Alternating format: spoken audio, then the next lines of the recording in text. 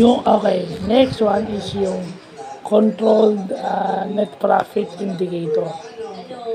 So ito yung ratio ng controlled transaction over uncontrolled transaction. So yun yung ratio, yun yung pagko-compare ng controlled at saka uncontrolled transaction. Pag sinabi mo naman uncontrolled net profit indicator, nasa numerator naman, nasa taas naman yung uncontrolled over controlled. So ano tong controlled transaction at saka uncontrolled transaction? Yung controlled transaction between related parties. So magkakakilala to. Baka nasa isang kumpanya yung katransaksyon.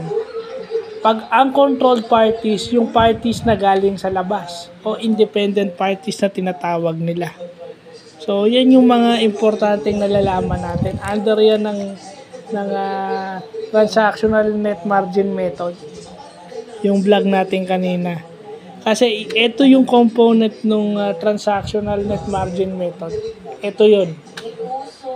Kasi yung market base at saka yung cost base, alam na natin halos yan. Pero yung transactional, yun yung medyo bago sa atin.